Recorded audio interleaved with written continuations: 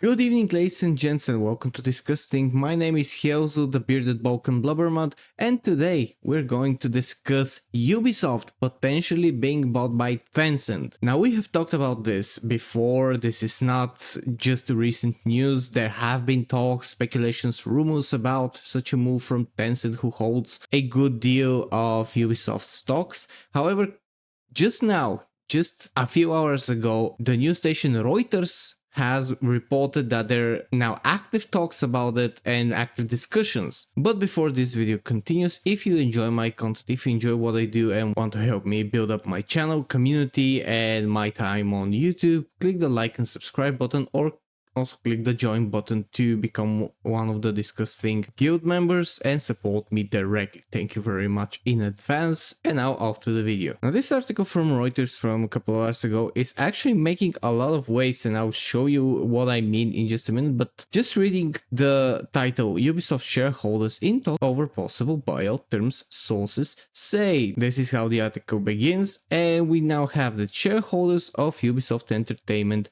are considering how to structure a possible buyout of the Assassin's Creed video game maker without reducing the founding family's control. Two people familiar with the matter told Reuters. So basically you have insiders that just released that information. The Guillemot family, which is the largest and founding shareholder, has been in talks with Tencent and other investors in recent weeks about funding a management-led buyout of France's largest video game maker, the people said, speaking on condition of anonymity. If you remember, there was this article back when the hot news about Assassin's Creed Shadows was still going around, that there was this law in France that would allow smaller shareholders to kind of band together and do something of a coup inside the company and basically take over the control, especially when their investors and their shareholders and they're worried about the company's course of action, and they could actually make a coup. And this came before the initial talks about Tencent possibly buying out, which were little more than rumors back then. And now what we see here is that there are actually talks to do this as easily and as swiftly as possible, and to allow for the founding family to retain the control that they currently have. However, the Guillemot family has indicated it would like to retain the control it has over the company, which also makes Just Dance, Far Cry and Tom Clancy's video game series as part of a deal, the people said. And currently the second largest shareholder in Ubisoft and China's biggest social network and gaming firm has yet to decide whether to participate in the buyout and increase its stake in the company, one of the people said. And further down, we have this, that shares in Ubisoft rose as much as 16% after the Reuters report, which is this. Its shares were trading for up 12.1% at 13.2 euros by 14:45 GMT. And if we go to Ubisoft stocks, yes, you do actually have a big of a rise. Now, earlier today, the stocks were at 11.74, 11.75, and look at how flat the line from this morning is. And when that report came in, you just got, and it rose 2 euros just because an official news report was talking about it and this alleged decision. So the company stocks immediately rose up, even though not by a lot, but it's still a 13% rise in one day. Now, I don't need to tell you that this is still a downward spiral, because over the last month they're again over 1% down. And even though you got this huge spike from today, it is still much lower than it was, let's say, 6 months ago, which was 3.05 euros. This is actually around the time that I started reporting on it, and it has dropped significantly there. So it is still a cheap buy, even if we get this spike, and probably we're gonna get more spikes as more news come along and the details are revealed eventually, which might even happen next week, depending on how fast they want to do it. However, if they're smart, my thought is that they're gonna wait until February. Now, the reason that this is happening right now is because the company stocks are at an all-time low, and they just announced a few days ago that the game X Defiant is being discontinued, and they laid off over 200 people and closed off several studios. Now, there's a studio of Ubisoft in the city that I am in, and I don't know anyone there, but I'm sure that they're shaking in their boots. They're actually listed as part of the team that is working on Assassin's Creed Shadows, and depending on how this game is going, there might be 100 more people laid off in my city alone. So when you have XDefiant shutting down, this means that you have hundreds and hundreds of millions of dollars that were poured in that are just basically burnt. There is no profit from that. There is absolutely nothing that you can give to players and to gamers to buy and make some of your money back because you haven't released the game. So basically those are everything that was put in this game has basically been burned to the ground and just a complete and total loss. We don't know how much money was put, but you can safely assume that it's at least 80 to 100 million dollars by this point, which means that this is an entire net loss of very good chunk of money. When you add that to the delay of Assassin's Creed Shadows to February, when you add all the other flops that have happened for Ubisoft, when you simply add the fact that they haven't had an actual win this year at all, not even with Star Wars Outlaws, you can see that the company is in very, very big trouble. They are struggling at the moment, and only this year they have racked possibly over $1 billion in losses, which is absolutely destructive for any kind of company. Now you can argue that they do have investors, they do have people who will still pump money into the company. However, no investor will be caught doing a mistake, especially if it's a big financial mistake several times in a row. And if we look further down in the description of Ubisoft, you can see that their revenue for 2023 was 1.8 billion euro. And if you compare that last year they didn't have these losses that we have reported this year, and what I just said, that I think it's at least $1 billion in losses from the games, or at least close to that. You can see how this number will be much lower for 2024 once the quarterly and the yearly reports come in. And this is very bad for a company that is supposed to be constantly growing and constantly improving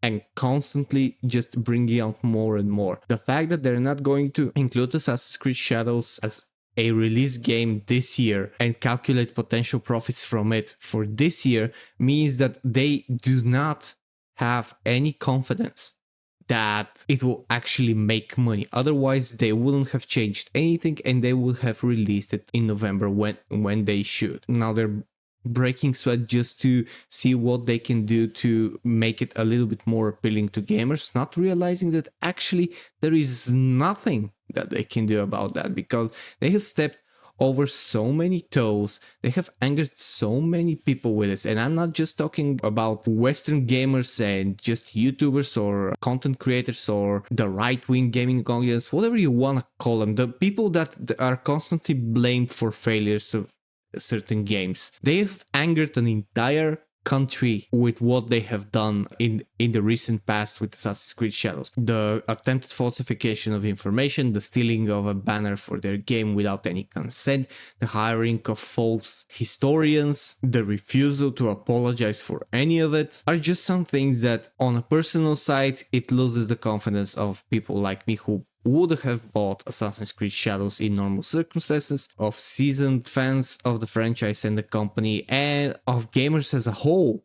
And on the financial side, this bodes badly, because when you have a public outcry and so much negative pushback from the people that you're supposed to sell the games to, your stocks drop, as we have seen throughout the months as I was covering Ubisoft's shenanigans. And with all those problems, this news article coming just now means that they're probably not confident that they will last until February, until Assassin's Creed Shadows, and they'll probably sign some sort of a deal, either a temporary or a permanent one, in order to just keep the company afloat. They have already closed two studios, a lot of people have been laid off, which is of course an attempt to cut costs and give them a little bit of a breathing space so that they can keep the lights on at what they still have.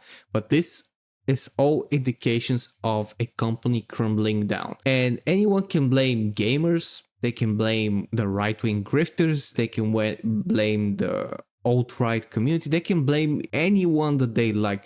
But the truth is, we content creators, we gamers, we do not have that power. We have the voice, we have the platforms and the ability to say what we think, to expose what we find and to report on the news freely without anyone shoving a cloth up our mouths. And the fact that a lot more people are listening to YouTubers and content creators than before, and you have so many channels that have blown up in the recent months exponentially, having more and more views, more and more people subscribing, joining them, and shifting the focus from legacy media to YouTube and to X and all the other platforms that are filled with content creators who don't have any censorship imposed on them, that just honestly and truthfully post their opinions. They tell you what they think, they tell you what's going to happen, they put out information that they have discovered, and they expose abhorrent practices. That's what people want, and that should tell you exactly how bad these companies have it currently, because they have relied on the legacy media, on the friendships that they have acquired throughout time with news agencies, with news websites, with big journalist companies, to have their back, to write positive articles about them, to basically simp for them, that they have forgotten that the true people that they would always have to cater to are the gamers, are the ordinary people that consume their products. I just want to show you something very short. This is the ending string in the extended edition of Mass Effect 3. When I first finished that game and I received this, I was complete. It was a complete joy for me to have finished such an amazing and thoughtful series filled with so many absolutely memorable moments, and to have this, which includes this. The Mass Effect trilogy began as the vision of a small team, but over the years it has grown. That growth has been fueled and shaped by the feedback and support of our player community. Thank you for joining us on this journey, and we look forward to sharing further adventures with you in the Mass Effect universe. Signed, the Mass Effect team. I am absolutely sure that when they wrote that, they meant it, because Mass Effect is a game that still is extremely popular, especially the trilogy. And when they wrote that, they wanted to thank the outstanding and loyal player community that stuck by them, that supported their efforts, that played the game, that basically gave them the money needed to go for the next project and to be a success and to grow and to expand even more, to realize a bigger vision and to bring to the gamers even more that they would enjoy. And that's what they did. Mass Effect 1 finished with amazing success. Mass Effect 2 was even better. Mass Effect 3 was the absolute epitome, like the ending, the epicness, the battle, all the sacrifices.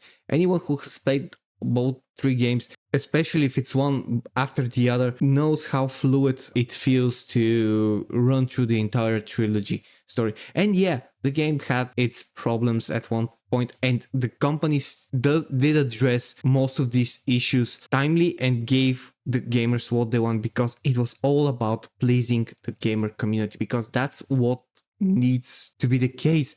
And when gamers, when me, you, when everyone who pays hard-earned cash is pleased by the game and receives a high-quality product that gives us exactly what we want and sometimes even more, that's when we become loyal. And when we are loyal, we open our pockets, and the companies that provide us with that pockets relish in their success. And that's what needs to happen. That's the return to form that needs to happen in the gaming community.